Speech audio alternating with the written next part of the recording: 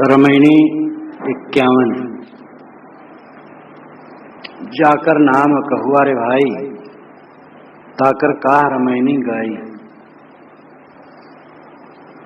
कहें तात्पर्य कैसा,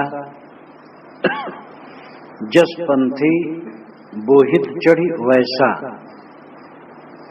है कचराहन गहन की बाता, बैठा रहे चलापुन जाता। रहे बदन नहीं स्वांग स्वभाव, मन अस्थिर नहीं बोले काहू। तन राता मन जात है, मन राता तन जाए। तन मन एके हुए रहे, तब हंस कबीर कहा है।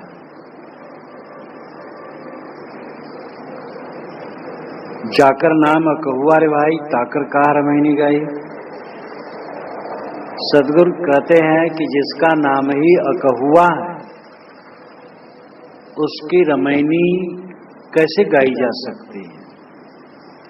अकहुआ अपभ्रंश शब्द है, शुद्ध शब्द है अकथनी, जो कथन में न आए। अनिर्वचनी, जिसका निर्वचन न हो, जिसका व्याख्यान न हो, वो अनिर्वचनी अकथनी, उसी को ग्रामीण भाषा में अकहुआ कहते हैं। तुम कहते हो उस परमात्मा का निर्वचन नहीं हो सकता, कथन नहीं हो सकता, वो अकहुआ है। तो साहब कहते हैं उसकी रमैनी फिर क्या गाए। रमैनी से अभिप्राय है प्रशंसा, प्रार्थना या कीर्तन करना।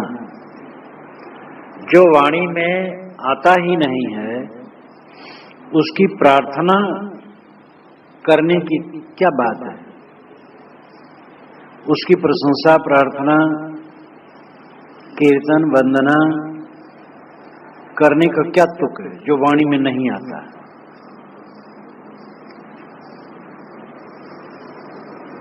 कीर्तन, प्रार्थना, वंदना का मूल्य बहुत थोड़ी दूर तक है।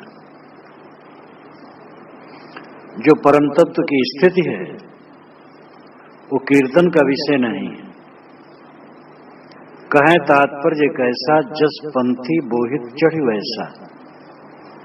साहब कहते हैं कि इसका एक तात्पर्य कहा जा सकता है। विवेकी जन उस परम तत्व का तात्पर्य कहते हैं, नहीं आशय कहते हैं कि जैसे पंथी पथिक बोहित पर, जहाज पर बैठ जाता है और फिर चला जाता है।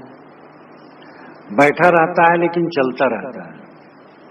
उस जमाने में हवाई जहाज नहीं थी और ट्रेन और बसें भी नहीं थी जो इसका उदाहरण दिया जा सके।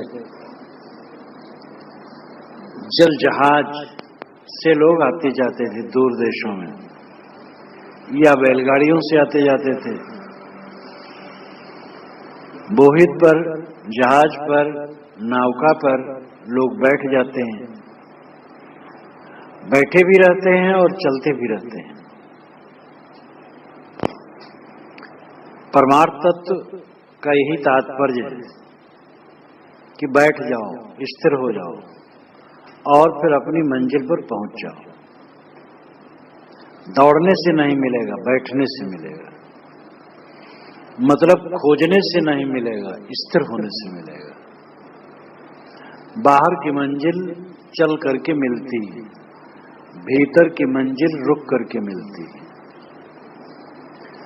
दिल्ली पहुंचना है तो चलना पड़ेगा, और परम तत्व की स्थिति में पहुंचना है, परमात्मा में, ब्रह्म में, राम में, निर्वाण में, मोक्ष में पहुंचना है तो रुक जाना पड़ेगा। रुक जाओ, बस पहुंच जाओ। नाम उसके अनेक रख दिए गए हैं, लेकिन उसका तात्पर्य अनेक नहीं है। तात्पर्य एक है, वो है रहनी, रुकना, ठहरना। मन वाणी से परे शास्त्रों में कहा गया है कि वो तत्व मन वाणी से परे है, और बात सच है, मन वाणी से परे है। मन वाणी से परे कोई वस्तु हो और हमसे भी अलग हो तो उसको पाने का कोई चांस जीवन में नहीं हो सकता। मन वाणी से परे हो और वह स्वयं ही हो, मेरा ही स्वरूप हो, तो प्राप्त करने क्या है? नित्य प्राप्ति ही है, समझना है और रुकना है। ईश्वर ब्रह्म मन वाणी से परे है और हमसे भी परे है, तो उससे कभी भी मुलाकात होना संभव नहीं। हमारे पास मन है, वाणी है, इंद्रियां हैं, इन्हीं से हम प्राप्त करते हैं। आंख से रूप प्राप्त करते हैं, जीभ से रस, चाम से स्पर्श, नाक से गंध, कान से शब्द, और मन से इन पांचों विषयों के जो संस्कार हैं उन्हें हम प्राप्त करते हैं। और कुछ प्राप्त करने का साधन सातवां साधन नहीं है, बच्चा ही है। तो पांच ज्ञानेंद्रियां, आंख, नाक, कान, जीभ, चाम।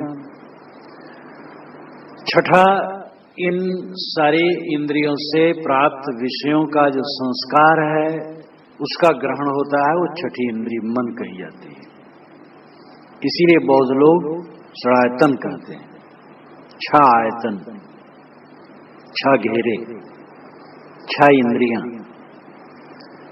तो इन छहों से जो प्राप्त होता है वो विषय होता है। परमात्मा, परम तत्व, परम स्थित मन, वाणी और इंद्रियों से परे है और हमसे भी परे है, तो मिलने कोई चांस नहीं, क्योंकि मिलने की जो साधन है हमारे पास इंद्रियां हैं और मन है, और उनसे वो मिल नहीं सकता है, तो कैसे मिलेगा? लेकिन अगर वो हमारा ही स्वरूप है और मन वाणी से परे है तो मिलना नहीं है, किंतु मिला मिलाया ही है। मन और वाणी को शांत कर दो, बस स्वयं रह गए। तो इसमें प्रार्थना करने क्या, तो किसकी प्रार्थना की जाए? प्रार्थना, भक्ति, ये सब अपने ढंग से ठीक है। आजकल अखंड पाठ का बड़ा प्रचलन है। 1-2 घंटे नहीं, 4 घंटे नहीं, 6 घंटे नहीं, 24 घंटे कान फोरू अखंड पाठ होता है लाउड स्पीकर पर। ये मनुष्यों के साथ अत्याचार है। लाउड स्पीकर पर कुछ समय पाठ करना उचित है, दिन में, रात में तो बिल्कुल ही नहीं होना चाहिए। लाउड स्पीकर काट देना चाहिए, ऐसे पाठ होना चाहिए। लेकिन अखंड पाठ का जोश इस समय बहुत है। प्रार्थना, सामी परंपरा में प्रार्थना पर जोर है। यहूदी, ईसाई, इस्लामी सामी परंपरा के लोग हैं। आज परंपरा में, भारतीय परंपरा में श्रवण, ब्राह्मण, सिद्धनाथ, संत आते हैं। इनमें ध्यान का जोर है। ब्राह्मणों में यानी उपनिषद चिंतन जहां है, ध्यान पर जोर है। श्रवणों में जैसे जैनों, बौद्धों और जैनों बौद्धों के साथ जो और बहुत शाखाएं थी जो आजकल लुप्त हैं, वे सब ध्यानाभ्यासी थे। सिद्ध परंपरा 84 सिद्ध हुए हैं, ध्यानाभ्यासी, घोर ध्यानाभ्यासी थे। नाथ परंपरा, गोरखनाथ की परंपरा, ध्यानाभ्यासी। संत परंपरा जिसके प्रवर्तक कबीर साहब हैं, ध्यानाभ्यासी। तो पूरी आर्य परंपरा ध्यानाभ्यासी। सामी परंपरा, नूह नाम के महान पुरुष एक पश्चिम में हुए हैं, जिनके 3 पुत्र थे, साम, हेम, येपेत। साम बड़े थे, उन्हीं के वंशज यहूदी हैं, ईसाई हैं, इस्लामी हैं। अब वंशज की दृष्टि से जो भारत के मुसलमान हैं वो तो आर्यवंशी हैं, केवल मत परिवर्तन हुआ है। मूल रूप में जो अरब में रहने वाले, मिस्र में रहने वाले इत्यादि थे, वे सब सामी परंपरा के लोग हैं। लेकिन मत परिवर्तन होने से इनको भी सामी परंपरा ही कहना पड़ेगा। इनमें प्रार्थना पर जोर है। यहूदी प्रार्थना करते हैं, ईसाई प्रार्थना करते हैं, मुसलमान प्रार्थना यानी नमाज पढ़ते हैं। सूफियों में वहां भी ध्यान पर जोर हुआ। क्योंकि उन्होंने हक बीनी कहा। हक नाम सत, बीनी नाम देखना। चश्मबंदो, गोशबंदो, लब्यबंद, गर्नबीनी, सर्रेहक, बरमन बखन, ये मौलाना रूम ने कहा। आंखें बंद कर लो, कानों को बंद कर लो, ओष्ठों को बंद कर लो, इतने पर भी सत्य के दर्शन न हो तो मेरा मजाक उड़ाना। इंद्रियों को समेट लो, अंतर्मुख हो जाओ, ध्यान पर जोर दिया। सदगुरु कबीर के ध्यान से नाना मत वाले ध्यान करते हैं। साहब कहते हैं इसका एक तात्पर्य कहा जा सकता है, प्रार्थना नहीं। प्रार्थना अपनी जगह ठीक है, लेकिन प्रार्थना की गत थोड़ी दूर है। प्रार्थना करो, मन कोमल हो, अच्छा है, लेकिन जो परम तत्व की स्थिति है, अनेक शब्दों में जिसको व्यक्त करना चाहते हो, वो अपने से बाहर नहीं, वो अपना स्वरूप है। मन समेट लो, इंद्रियों को समेट लो, अंतर्मुख हो जाओ, बस जानो चले जा रहे हो वहां के लिए। जैसे जहाज पर बैठा आदमी बैठा भी है और जाता भी है, ऐसे अपने को समेट लिया, मन शांत हो गया तो बैठा भी है और जा भी रहा है कच रहन गहन की बाता, बैठा रहे चला पुन जाता। साहब कहते परमार्थ तत्व की बात रहनी गहनी की है, प्रार्थना करने नहीं, चिल्लाने की नहीं है। देह हलाए भक्ति नहीं हुई, स्वांग धुरेंद्र बहुविध जोई, धीगी धीगा भलो न माना, जो कहो मैं हृदय जाना। साहब कहते धीगी धीगा करना, नाचना कूदना, ये भक्ति नहीं है। हाय कच रहनी गहन की बात। रहनी का अर्थ है रहना, गहन का अर्थ है पकड़ना। जो कल्याणदायी सद्गुण है उनको पकड़ लेना, ये गहनी है। कितने लोग जीवन भर कहते सुनते रहते हैं, ग्रहण नहीं कर पाते हैं, और करते भी हैं तो बहुत थोड़ा, इसलिए मंजिल पर नहीं पहुंच पाते हैं। जब जो कुछ हम हितकारी चीज समझते हैं, हितकारी बात, उसको जब पकड़ लेते हैं तब वो काम देता है।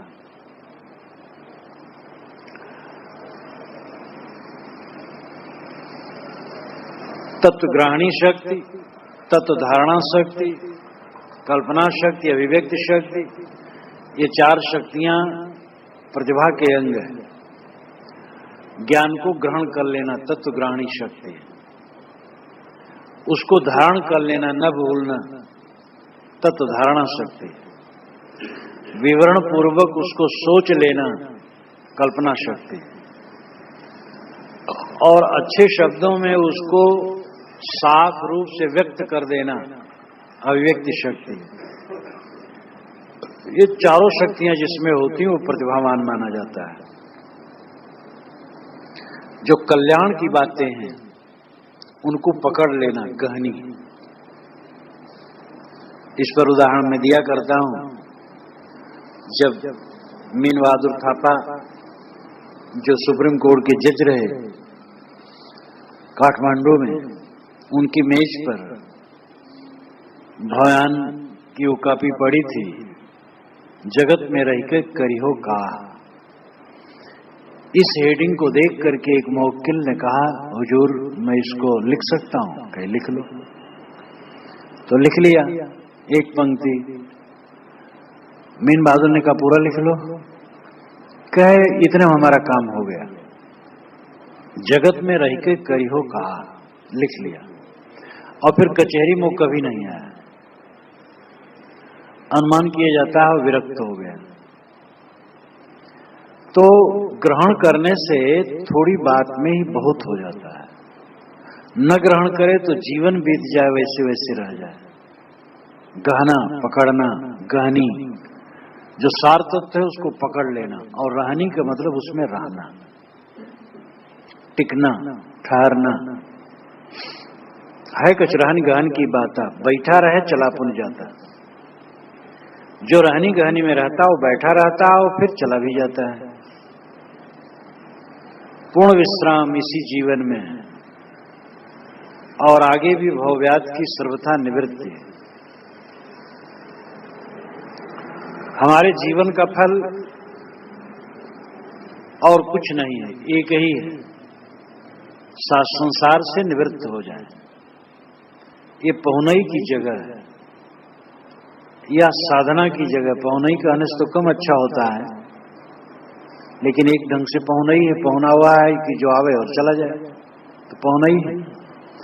लेकिन पहुना कुछ उपार्जन नहीं करता है, वो केवल अपने अतिथि यहाँ बैठा रहता है, वो खाता है, अच्छा अच्छा बैठा रहता है, बस कुछ करता नहीं। ये साधना का क्षेत्र है, कल्याण करने की भूमिका है, हम यहाँ आए हैं। ये व्यर्थ समय बिताने का नहीं है और यहां से आजकल में चला जाना है। इसलिए जल्दी से जल्दी अपना कल्याण का काम करना चाहिए।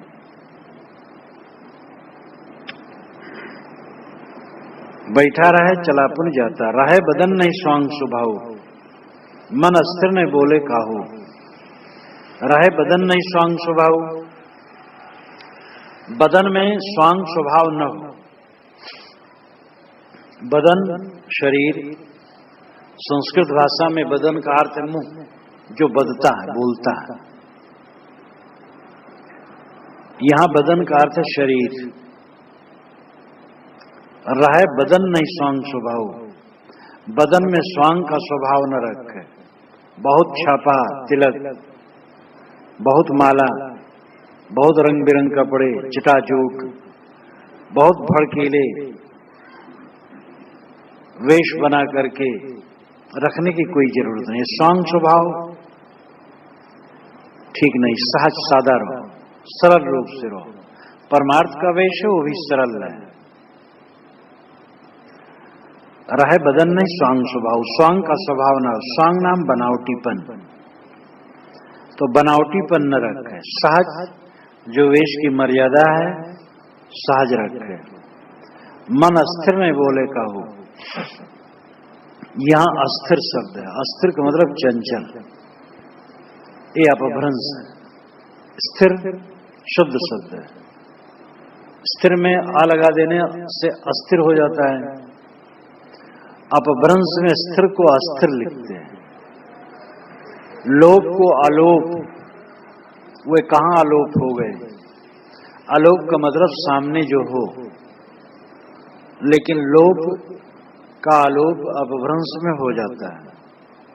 मन अस्थिर नहीं बोले काहू, मन को स्थिर रखे और काहू से न बोले, किसी से न बोले, शांत रहे, वाणी का मौन। इसीलिए साप्ताहिक ध्यान शिविर में मौन रखा गया कि मौन का अभ्यास बढ़े। कम बोलना बहुत जरूरी है, दूसरे समय में भी कम बोले। देखो ध्यान शिविर काल में यहां पर बहुत लोग थे, लेकिन कहीं से आवाज नहीं आती थी, एकदम शांत। इसको ऐसे बनाए रखो सब समय। बात जब बोलना हो तो अगला आदमी सुन ले, जिसको कहना चाहते हो इतनी ही आवाज में बोलो, जोर से नहीं। एकदम चाहे सैकड़ों लोग हों, साधक अगर सैकड़ों है तो भी वहां प्रशांत होना चाहिए, आवाज नहीं आनी चाहिए। ये साधक की विशेषता है। मन को शांत रखे और बोले ना। मन और वाणी ये दोनों एक दूसरे में ओतप्रोत है। मन से वाणी अलग नहीं हो सकती। जब तक वाणी है तब तक मन है, जब तक मन है तब तक वाणी है। मन शांत हुआ, वाणी शांत हो जाती है। बाहर की वाणी बैखरी तो मन अंदर में चलता भी रहे तब भी वो शांत हो जाती, लेकिन अंदर की वाणी नहीं शांत होती। आदमी जब तक संकल्प करता अंदर वाणी चलती है, अंदर से बोलता रहता है। कोई भी अनुभव करके देख ले, जब तक मन चलता रहेगा वाणी अंदर में चलती रहेगी। निस्तब्धता, निशब्दता, यह ध्यान की पूर्णता है।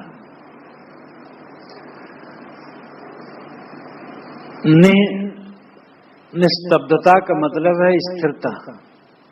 बैठो और एकदम स्थिर हो जाओ, हिलो डुलो ना। ध्यान की अवस्था में बारंबार कहा जाता है कि खड़े होकर बैठना चाहिए, सिर ग्रीवा, रीढ़ सीधी, और पेट पतला हो जाना चाहिए, फेफड़े में हवा भर जाना चाहिए। तो इसमें मन रोकने में भी साधक होता है और शरीर के लिए भी बहुत हितकर होता है। इसको जितना साध पाए साधे, थक जाए तो सहज हो जाए, लेकिन रीढ़ सिर ग्रीवा है तो सीधी ही रखे। इसमें भी थकान हो तो थोड़ा सा ढील हो जाए, लेकिन फिर वैसे हो जाना चाहिए। और एक आसन से स्थिर होकर बैठे, जितना बैठ पावे। जब कहीं कोई अंग दर्द करने लगे तो आसन बदल ले, पैर बदल ले, लेकिन वो हर समय अंगों को चलाता न रहे। निस्तब्धता का मतलब बिल्कुल स्थिरता, और निशब्दता का मतलब है मन वाणी कान। जब मन शांत हो गया तो वाणी शांत हो जाती है, और मन चलता है तो वाणी चलती है। इस पर कई बार कहा जाता है सड़क की याद आई तो मन चला। अब सड़क का आकार आया और सड़क, ये 3 अक्षरों का शब्द आया। गोबर, बैल, हाथी, आदमी, झगड़ा, ट्रेन, याद तो एक पागलपन है। जो भी याद आए, याद आना मन का चलना है। मन चलेगा तो उसके साथ वाणी चलेगी, उसके शब्द भी आकार आते रहेंगे मन में। मन जब एकदम शांत हो जाएगा, वाणी शांत हो जाएगी। मन अस्थिर नहीं बोले का हो। साहब कहते मन भी स्थिर हो, बोले भी ना। मन पूर्ण स्थिर हो जाने पर तो बोलना अपने आप बंद हो जाएगा, यानी अंदर जो बोल रहा हो बंद हो। बाहर का बोलना तो सहज है कि बंद कर दे। मन कितना ही चंचल हो, कोई पक्का निश्चय कर ले मैं नहीं बोलूंगा तो नहीं बोलेगा। कितने ठग हैं, नहीं बोलते हैं। बहुत भड़ंगी वेश बना के आते हैं, मौन बाबा मौन है, और एकदम ठग है। तो चंचल चित्त होने पर भी निश्चयता से बाहरी मौन हो सकता है, लेकिन आंतरिक मौन मन की शांत बिना असंभव है। जब मन पूर्ण विश्राम पा जाएगा तब वाणी भी शांत हो जाएगी। साहब कहते मन और वाणी दोनों का अंत करें।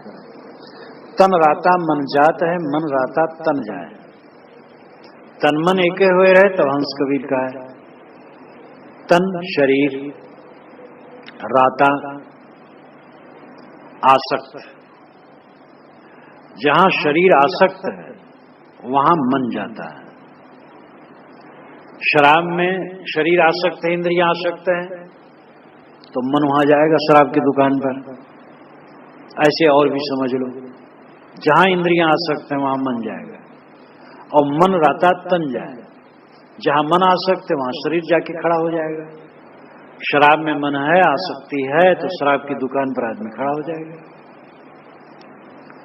लेकिन तन मन एक हुए रहे तब हंस कबीर का है।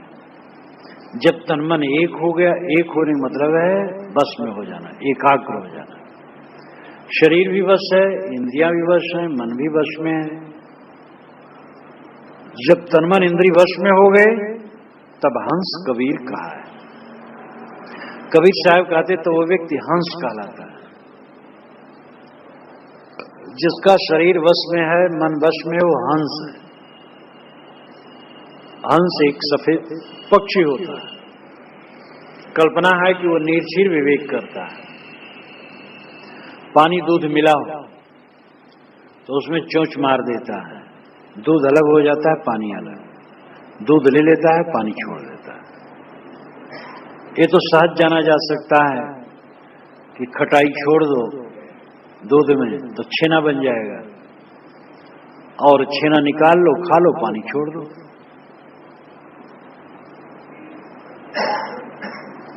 रसगुल्ला दूध फाड़ करके ही बनता है, छेना बना करके। अगर हंस के चोंच में खटास है तो दूध में चोंच मारेगा तो जरूर वो छेना बन जाएगा, और छेना खा लेगा, पानी छोड़ देगा। लेकिन ये है कि नहीं इसका पता नहीं। कितनी कहानियां बातों को समझाने के लिए चलते हैं। बात समझा दी जाती, समझ ली जाती है, और कहानी लेकर के क्या करना होगा।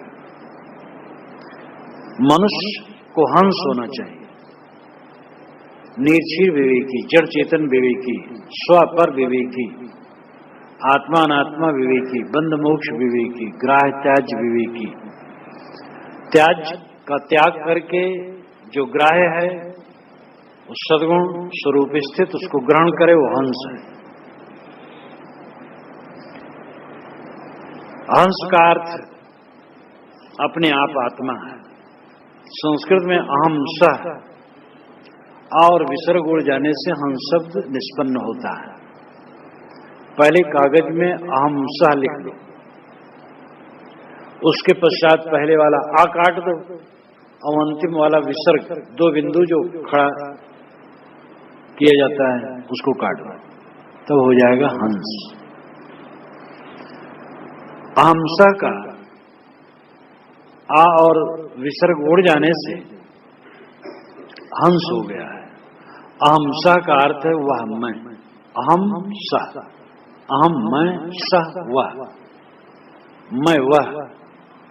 इसका भावार्थ हुआ मैं वह हूं जो चाहता हूं, सुख चाहता हूं, परमात्मा चाहता हूं, मोक्ष चाहता हूं, निर्वाण और कल्याण और शांति चाहता हूं। और ये सब का अर्थ हुआ कि दुख से बिल्कुल निवृत्त होना चाहता हूं, तो वह हम ही,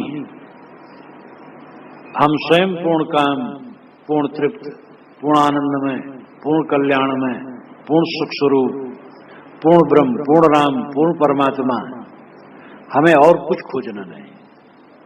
यह विवेक, यह गरिमा, यह महिमा अपनी समझ में आनी चाहिए। जिसको हम खोज रहे हैं वो बाहर नहीं है, वह मेरा अपना आपा है, अपना अस्तित्व बोध है, और मुझे अपने आप में टिकना चाहिए। भटकते भटकते बहुत युग बीत गए, बहुकल्प बीते, साहब कहते हैं। झूलत झूलत बहुकल्प बीते, भूमि परे भुलाए। झूलते झूलते बहुत कल्प बीत गए और इस संसार में हम भूल गए और समझ लिए यहां सब मेरा, जबकि यहां मेरा एक कण नहीं। जो मेरा अपना है वो अपना आत्म अस्तित्व है। इसलिए इस फॉरेन से, इस विदेश से लौटकर स्वदेश में चलना, स्वदेश में स्थित होना, हमारी जड़ता, हमारी मूढ़ता, देह और देह संबंधी प्राणी पदार्थों का राग अपनी स्वरूप स्थिति से दूर रखता है। हम ये बाहर को बड़ा सत मान बैठे हैं, एक स्वप्न है, सारा संबंध क्षणिक है। इसकी ममता छोड़कर हमें अपने स्वरूप में लौटना होगा। साहब कहते हैं जब तन और मन को एक कर लिया, अपने वश में कर लिया, तब वो हंस हो गया, अपने आप में तृप्त हो गया। यदा पंचावतिष्ठन्ते ज्ञानानि मनसा सह बुद्धिश्चाना विचेष्टत तामाहु परमाम गतिम। जब पांच ज्ञानेंद्रिय मन और बुद्धि क्रिया छोड़ करके स्थिर हो गए तो यही परम गति। कितना सादा वर्णन है। यदा पंचावतिष्ठन्ते, जब, यदा जब, पंचावतिष्ठन्ते ज्ञानानि, ज्ञान की पांच इंद्रियां, मनसा सह, मन के सहित, बुद्धिश्च और बुद्धि भी, न विचेष्ट, नहीं चंचल होते, ताम आव परमाम गति। ताम वह, आव कहा जाता है परमाम गतिम, परम गति। इंद्रियां अपने वश में, मन वश में, बुद्धि वश में, सब स्थिर, ये परम गति। तो इसमें प्रार्थना करना कहाँ है, हल्ला करना कहाँ है, बाहर खोजना कहाँ है, हाथ उठाना कहाँ है। तो साहब कहते जिसका नाम अकहुआ है उसकी तुम प्रार्थना करते हो। अपने मुख की वार्ता सुने नहीं अपने कान, एक तरफ कहते हो कि हुआ है, एक तरफ प्रार्थना करते हो। ये सब स्थूल बातें छोड़ो, उसका जो तात्पर्य विवेकवान उसे बताते हैं कि पथिक जहाज पर बैठ गया और बैठा भी है, चला भी जा रहा है, वो रहनी गहनी की बात है। जो तत्वबोध है उसको ग्रहण कर ले, उसमें टिक जाए, फिर वो बैठा रहेगा और चला जाएगा। दिखाई देगा कि वो कुछ नहीं कर रहा है, लेकिन वो उस तत्व में पहुंच जाता है जहां सब कुछ करने की परिसमाप्ति। उसके लिए साधक को चाहिए कि वह स्वांग न बनावे, तड़कीला भड़कीला वेश न बनावे, मन को शांत रखे, वाणी को शांत रखे और तन मन को अपने बस में कर ले, तब वो हंस है, परम विवेकी है, आत्मस्थ है, स्वरूपस्थ है।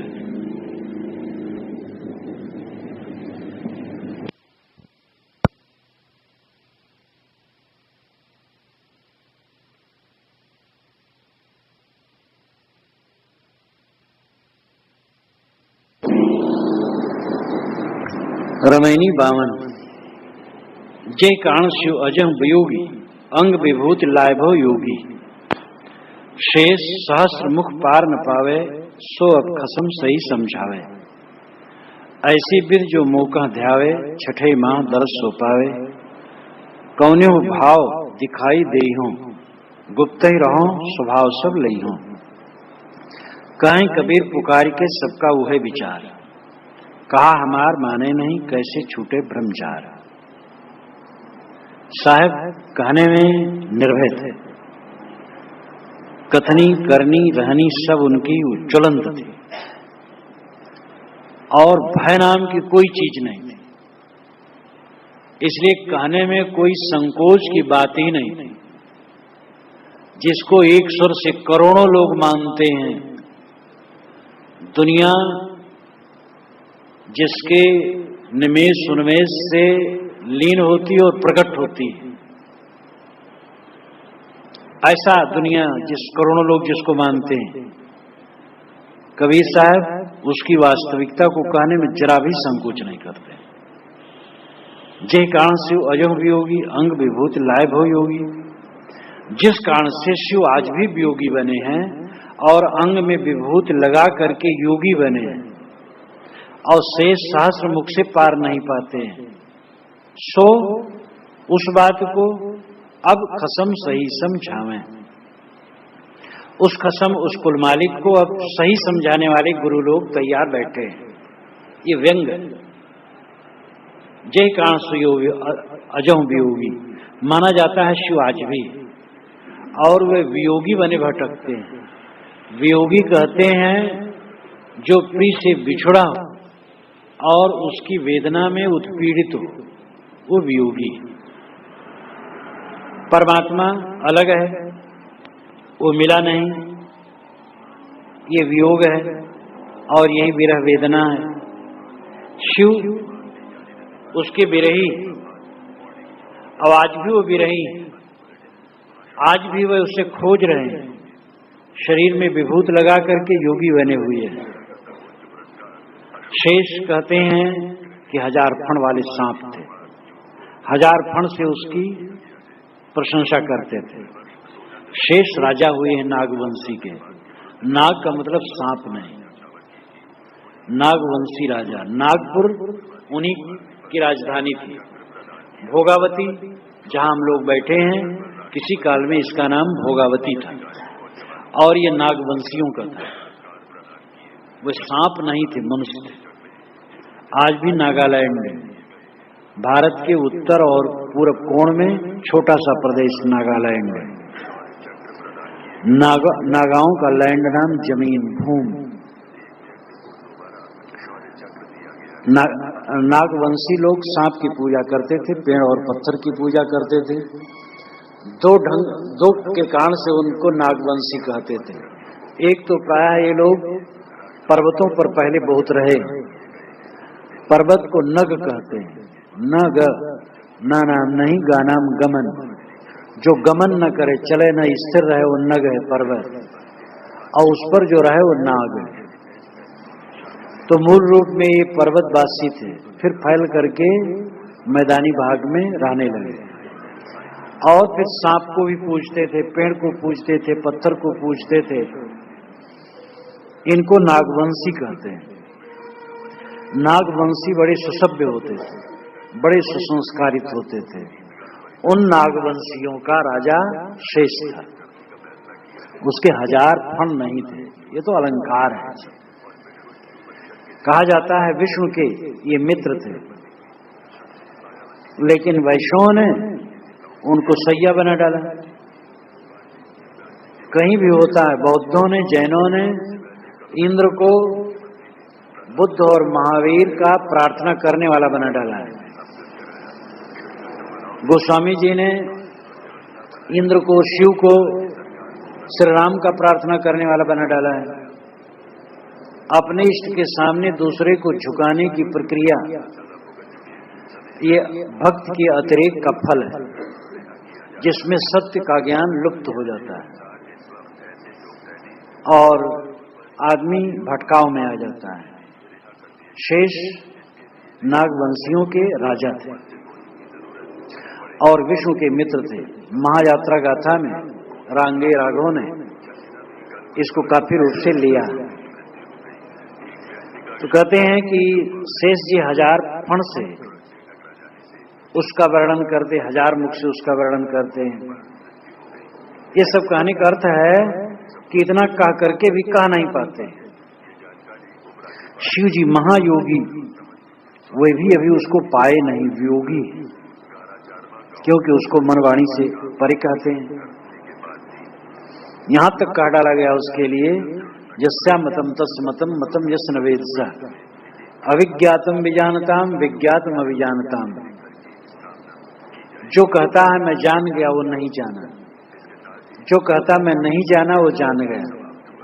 क्योंकि जानने वाले के लिए नहीं जानने के समान है, और नहीं जानने वाले के लिए जानने के समान है। क्योंकि वो जाना नहीं जा सकता, पाया नहीं जा सकता। इसलिए शिव जी आज भी वियोगी बने हैं। सो अब खसम सही समझावे, इस अर्धाली में साहब अपनी बात कहते हैं। सो यानी उस परोक्ष ब्रह्म की बात अब आज के युग में ऐसे ऐसे गुरु लोग हैं कि उस खसम को सही सही समझाने का दावा करते हैं। कहते उस कुल मालिक का हम दर्शन करा देंगे, आज ही दर्शन करा देंगे। 3 मिनट की जरूरत है या 3 दिन की जरूरत है। एक जगत प्रसिद्ध गुरु हरिद्वार में कह रहे थे कि आप लोग अपने जीवन, ऋषिकेश में कह रहे थे, मैं वहां उपस्थित था, तो कह रहे थे कि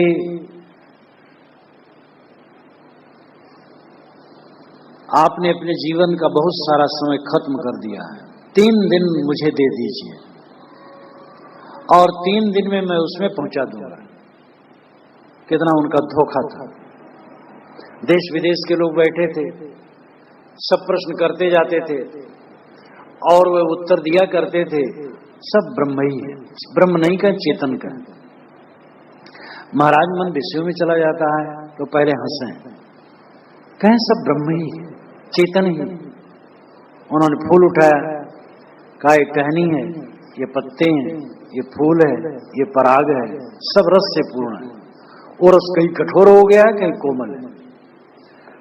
टहनी है वहां रस कठोर हो गया है, पराग में रस कोमल है, और सब रस से पूर्ण है, सब चेतन से पूर्ण है। जहां मन जाए मगन हो जाओ। कितना अनर्थ है। विषम मन जाता वो भी रसपूर्ण है, वो भी ब्रह्म है, वो भी चेतन है। सब उठ गए, मैं भी उठ गया। उनके शिष्य ने मेरा हाथ पकड़ा, महाराज आप भी कुछ पूछिए। मैंने कहा महाराज ने जो कहा है उसका मुझे मनन करना है। कहीं नहीं कुछ पूछिए, घसीट के ले गए उनके सामने। तो उन्होंने कहा महाराज क्या है, क्या है? मैंने कहा महाराज आहार शुद्ध सत्य शुद्धि, जैसे इस मंत्र का शुरुआत ही कही कि हाँ हाँ ये तो हजारों वर्षों से कहा जाता है, क्योंकि विद्वान तो थे ही, सब जानते थे। ये मंत्र सनत कुमार ने कहा है नारद से छांदोग्य उपनिषद में, बड़ा मंत्र है, गद्य। ये छोटा सा अंश है उसी में। आहार शुद्धो सत्व शुद्धि, सत्व शुद्धो ध्रुवा स्मृति, स्मृत लंबे सर्व ग्रंथि नाम वे प्रमोक्षा। आहार के शुद्ध होने से सत्व की शुद्धि होती है, सत्व की शुद्ध होने से चित्त एकाग्र होता है और ध्रुव स्मृत हो जाती है, स्मृत स्थिर हो जाती है। और सर्व ग्रंथि नाम विप्रमोक्ष, सभी ग्रंथियों का विप्रमोक्ष हो जाता है। प्रमोक्ष, अच्छी तरह मोक्ष, उसमें भी और विशेषण लगाया, यानी सारी गांठें कट जाती हैं। तो उसमें आहार शुद्धों की प्रथम बात है। आहार का अर्थ है जिसका हम आहरण करें, ग्रहण करें, खींचें, लें। आंख से रूप का आहार करते हैं, कान से शब्द का, नाक से गंध का, जीभ से रस का, चाम से स्पर्श का, मन से संकल्प विकल्पों का आहार करते हैं, आहरण करते हैं, ग्रहण करते हैं।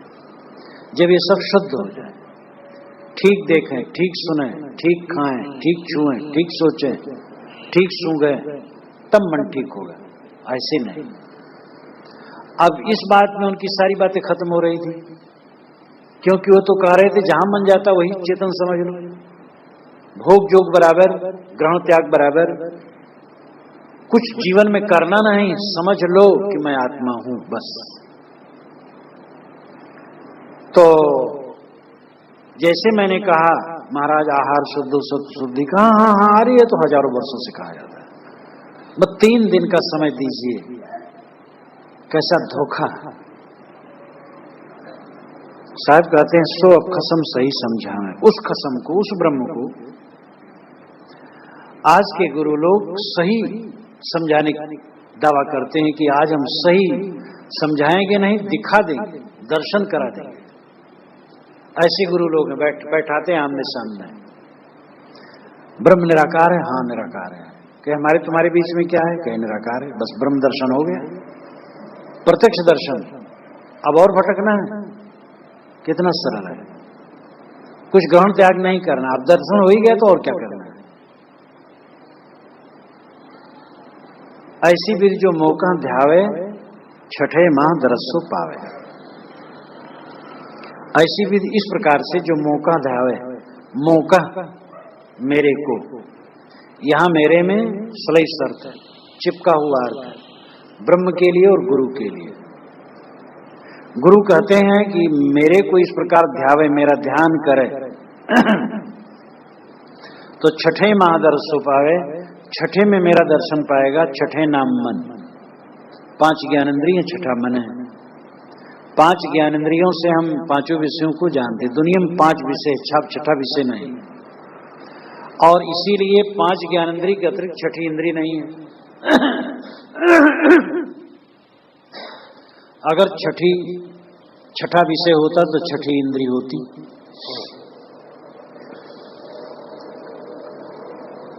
तो छठा है मन, वो मन में दर्शन पाएगा, जो मेरा ध्यान करेगा मन में दर्शन पाएगा। कितने गुरु लोग कहते हैं कि देखो मैं तुम्हारे साथ हूं और जहां तुम मुझे ध्यान करोगे मैं वहां खड़ा रहूंगा, न ध्यान करोगे तो भी पीछे खड़ा रहूंगा। ये भावनात्मक बात है, ये तो संबंध है ही है। शिष्य गुरु का स्मरण रखता है तो उसके मन में गुरु है ही है, स्मृत के रूप में। लेकिन इसकी अतिरंजना करते हैं। आजकल के अनेक मत ऐसे हैं, पहले भी मानते थे आज भी, नाम लेना तो ठीक नहीं। हमारे गुरुजी बैठे थे, प्रवचन कर रहे थे और सैकड़ों लोग सामने बैठे थे। इतने में दुश्मन आ गए उनको मारने के लिए। उन दुश्मनों ने देखा कि गुरुजी के गुरुजी उनके पीछे खड़े हैं, जिनके दिवंगत हुए 20 वर्ष हो गए थे। 20 वर्ष के पहले जो शरीर छोड़ चुके थे वह गुरुजी हमारे गुरुजी के पीछे खड़े उन दुश्मनों को दिखाई दिए तो भयभीत हो गए और भाग गए कि 20 वर्ष के पहले के जो शरीर छोड़ चुके हैं वही गुरुजी जब अपने शिष्य की रक्षा में पीछे खड़े हैं तो उनको हम क्या मारेंगे, तो लौट गए। तो ये सब बातें सनसनीखेज थी, इससे आदमी को भावुक बना दिया जाता है।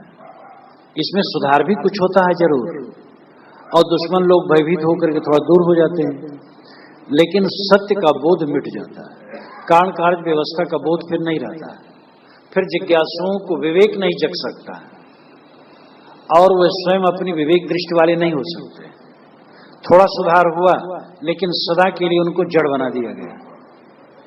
इसलिए सही बात कहना, गुरु तुम्हारे साथ रहेगा स्मृत के रूप में, साक्षात नहीं।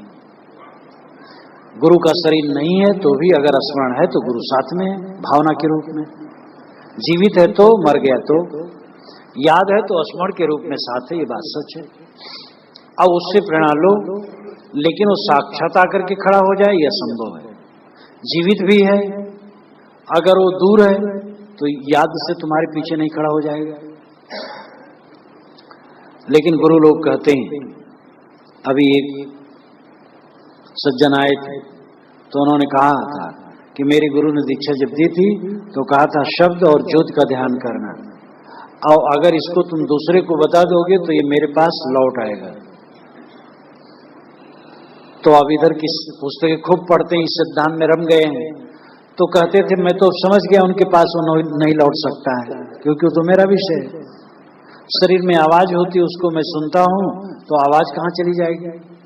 आंखों के बंद करने पर जो दिखाई देता और मेरा नेत्र विकार है वो भी कहां चला जाएगा? मैं तो साक्षी दृष्टा अभ्यास करता हूं। सनसनीखेज बातें कह करके इंसान को भावुक बना करके गुरु लोग काफी शिक्षा दीक्षा देते हैं। तो भावुक बनाने में कुछ तो सुधार होता है, लेकिन आगे के लिए एक बेड़ी पड़ जाती है पैर में, और फिर वो बढ़ नहीं सकते। यथार्थ बोध देने पर, यथार्थता का बोध हो जाने से आदमी धीरे धीरे सत्य को प्राप्त करता है। तो इस प्रकार से जो मेरा ध्यान करेगा, गुरु कहते हैं, तो छठे महादर्श पावे, वो अपने मन में दर्शन पाएगा, अथवा मोह ब्रह्म के लिए। जो ब्रह्म का ध्यान करेगा, ब्रह्मवादी कहते हैं ब्रह्म के तरफ से प्रथम पुरुष की क्रिया के रूप में ये वर्णन है। प्रथम पुरुष मैं, तो मौका ब्रह्म कहता है कि जो इस प्रकार से मेरा ध्यान करेगा वो मन में उसका दर्शन, मेरा दर्शन पाएगा। कौनो भाव दिखाई दे हूं, मैं किसी प्रकार दिखाई दूंगा, गुप्त ही रहूं स्वभाव सब ले हूं, मैं गुप्त रहूंगा और सारा स्वभाव तुम्हारा परखता रहूंगा, जानता रहूंगा। गुरु और ईश्वर दोनों के लिए इसमें श्रेष्ठ अर्थ है, चिपका हुआ अर्थ है, दोनों अभिप्राय हैं। गुरु भी कहेंगे कि मैं सब समय तुम्हारे पास खड़ा रहूंगा, तुम गलत करते हो मैं देखूंगा, जानूंगा। तो इस भावाकार वृत्त में शिष्य को रखने से शिष्य का कुछ सुधार होता है, लेकिन विवेक नहीं जग सकता है, वो विवेकी नहीं हो सकता, मंजिल नहीं पा सकता, भावुक बन जाएगा, और फिर उसको कोई कहीं भी फंसा दे। और जब यथार्थ बोध दिया जाएगा तो विवेकी होगा और वो फंसेगा नहीं कहीं। कौन भाव दिखाई दे हूं, गुप्त रहूं स्वभाव सबले हूं, किसी प्रकार दिखाई, किसी रूप में दर्शन दूंगा, चाहे जिस रूप में दर्शन। दर्शन तो अनेक रूप में होते हैं परमात्मा के। एक महात्मा कह रहे थे कि मैं जब अमुक मंदिर में जल चढ़ाने गया तो भीड़ थी, मैं पानी लेके जा रहा था, तो भीड़ में एक बैठा हुआ व्यक्ति सरकता सरकता हमारे सामने आया और कहा मुझे प्यास लगी, तो मैंने पिला दिया, सब पानी वो पी गया। जब मैं अपने गुरु के पास आया तो कहा तुम्हें परमात्मा के दर्शन हुए? कहे महाराज नहीं हुए। कहे क्या अनुभव हुआ?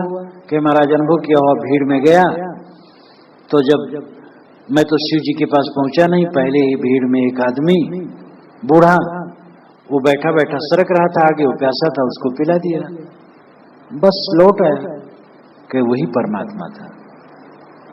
तो अब इस दृष्टि तो ठीक है कि जीव ही परमात्मा है, लेकिन उसमें भावुक बना दिया। वो परमात्मा आए थे, सरक रहे थे, जो तुम्हें दर्शन देने के लिए आए थे। किसी प्रकार परमात्मा दर्शन दे जाएगा, लोगों को भावुक बना देते। कहीं कबीर पुकार के सबका वो है विचार। साहब कहते हैं पुकार करके कहने मतलब जोर दे करके, हल्ला करके, डर करके नहीं, हल्ला करके साहब कहते हैं सबका वह विचार, सबका वह विचार है कि परमात्मा अलग है और उसका दर्शन गुरु लोग करवा देते हैं। उस कुल मालिक को, उस परमात्मा को गुरु दिखा देते हैं। एक मुसलमानों के मजलिस में जाना पड़ा था प्रवचन देने के लिए, तो अलीगढ़ से जो विद्वान आए थे वही अध्यक्ष थे। अंतिम में जब उन्होंने अध्यक्षीय भाषण किया, मैंने अपने भाषण में कहा था, भाई मोक्ष इसी जीवन है, वासना का त्याग मोक्ष है। तो वह हमारी प्रतिक्रिया में कहे थे, मोक्ष इस जीवन में नहीं, मर जाने के बाद है।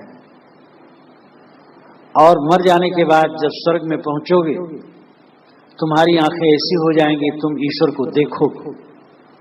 अब ऐसी ऐसी बातें जो कहने वाले हैं, क्या परमात्मा को समझते हैं? साहब कहते सबका वही विचार, सबका वही विचार है कि ईश्वर के दर्शन होते हैं और गुरु उसको दिखा देता। कहा हमार माने नहीं, कैसे छुटे भ्रमजार। जो मैं कह रहा हूं उसको लोग मानते नहीं, इनका भ्रमजार, भ्रम का जाल, भ्रम का बंधन कैसे छूटेगा? जब तक मन है तब तक दर्शन है, और मन जब लीन हो गया तो कौन सा दर्शन है? मन जब तक है तभी तक दर्शन सारे होते हैं। कल्पना करा दिया गया कोई ईश्वर का, हम आंखें बंद किए वैसे देखते हैं। मैं भी प्रथम उपासना में राम को, कृष्ण को, विष्णु को, शिव को देखता था, ध्यान करता था तो देखता था, सपने में देखता था, सपने में बात करता था, तो कोई दर्शन थोड़े था। जो मतवारे राम के मगन होई मन माए, जो दर्पण की सुंदरी गहने हवे बाएं, वो तो दर्पण की सुंदरी हाथ में पकड़ में आ नहीं सकती। वो मन की कल्पना है, मन के प्रतिबिंब है। मुरली वाला, धन्ना बाण वाला, कंबल वाला, अर्धचंद्र वाला, कौन सी ईश्वर की कल्पना है मन में? जिस ईश्वर की कल्पना है वो दिखाई देगा मन में, किंतु मन जब लीन हो जाएगा वो सब लीन। मन के बनाए सारे परमात्मा मन के लीन होने पर खो जाते हैं, और तब असली परमात्मा रह जाता शुद्ध आत्मा। आत्मा परमात्मा, आत्मा शुद्ध हो गए वही परमात्मा। प्रेत आत्मा, दुष्ट आत्मा, जीवात्मा, शुद्ध आत्मा, महात्मा, परमात्मा, सब में आत्मा मूल है। देहधारी है, जीवात्मा कहा जाता है।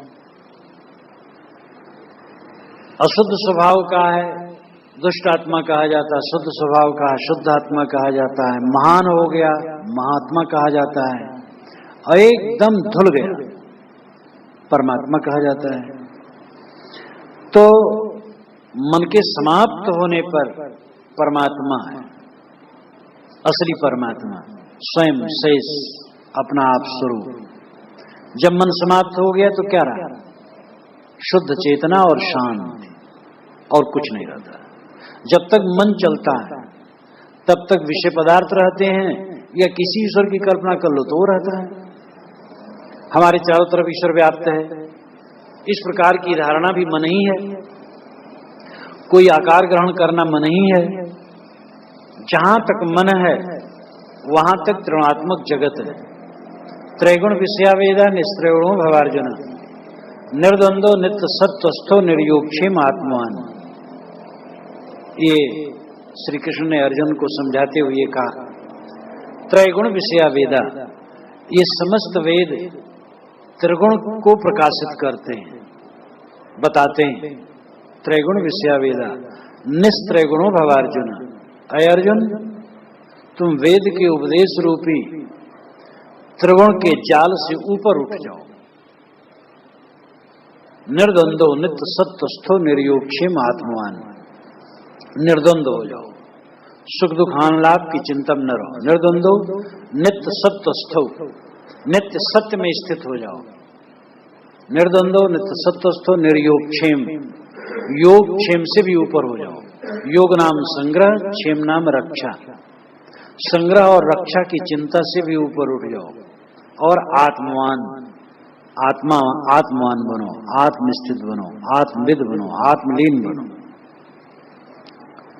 तो जहां तक ईश्वर के दर्शन होते हैं वो क्या होता है? मन की कल्पना होती है और वही अवधारणा प्रतिबिंबित होती रहती है। कामी को प्रीति हरदम दिखाई देती है, लोभी को हरदम सर्वत्र धन दिखाई देते हैं, क्रोधी को हिंसा हत्या दिखाई देती है। और स्वरूप ज्ञान स्थितवान पुरुष को संसार की नश्वरता और आत्मप्रियता दिखाई देती है। जैसे मन बनाओ जा क्षण में वृत्ति जौन ता क्षण में रूप तौन। जिस क्षण में जैसी वृत्ति होगी उस क्षण में वैसा रूप होगा। तो जब हम कल्पना करते हैं अनेक ईश्वरों की तो वही हमारे मन में प्रतिबिंबित होता है। लेकिन जब कल्पनाएं खत्म हो जाती है तब क्या रहता है? तब कुछ नहीं रहता है, तब केवल कल्पक रह जाता है। उस समय वो कल्पक भी नहीं, शुद्ध चैतन्य मात्र है, दृश्य मात्र। योग दर्शन ने कहा दृश्य मात्र, यानी शुद्ध चेतन मात्र, दृश्य नहीं रहा, दृश्य मात्र रहा, शुद्ध चेतन रहा, अपने आप रहा। मन जब तक चलता है तब तक मन के बनाए ईश्वर का अस्तित्व है। सगुण उपासना में मन के बनाए ईश्वर की जरूरत है। सगुण उपासना में अब मन से बनाया कोई देवी देवता ईश्वर है उसकी कल्पना करता रहा है, मन को रोके उसमें। लेकिन अंतिम अवस्था में तो जब सारे संकल्प शांत हो गए तो मन रहा ही नहीं। जब मन ही नहीं रहा तब मन का रचित ईश्वर कहाँ रहा? ये तो सब अनुभव कर सकते हैं। जो लोग कहते हैं जब मन बिल्कुल शांत हो जाता तब ईश्वर के दर्शन होते हैं, वे अपनी बात को स्वयं समझें। जब मन बिल्कुल शांत हो जाएगा तब किसी का दर्शन नहीं हो, तब तो दृष्टा मात्र, वो दृष्टा भी नहीं रहेगा, दृष्टा भी दृष्टा नहीं रहेगा, शांत रहेगा। शुद्ध चेतन तत्व रहेगा और शांत रहेगी और कुछ नहीं रहेगा। तो साहब कहते हैं कहीं कबीर पुकारी के सबका वही विचार, सबका वही विचार है कि ईश्वर के दर्शन होते हैं और गुरु चाहे तो ईश्वर के दर्शन करा देते हैं। हमारा काहे लोग नहीं मानते हैं। पहले कहा है कुछ रहनी गहन की बात है, वो रहनी गहनी की बात है। मन स्थिर रखो, बोलो ना, मन वाणी शांत कर दो। मन वाणी दोनों शांत हो गई, कौन सा ईश्वर चाहिए? मन ही नहीं, वाणी भी नहीं। मन वाणी शांत, निष्क्रिय अवस्था, शांत अवस्था, वहां पर अपने आप है और कुछ पाने की जरूरत नहीं, पाना नहीं। साहब कहते हैं परोक्ष में खोजने वाले ईश्वर को भटक रहे और अकहुआ का गीत गाना चाहते हैं, गीत गा करके पाना चाहते हैं। गीत गाने को छोड़ो, खोजना छोड़ो, विरह वियोग में भटको मत। हमन है इश्क मस्ताने, हमन दुनिया से यारी क्या, हमारा यार खुद में है, हमन को इंतजारी क्या। इसलिए भटकना छोड़ करके अपने आप में लौटो।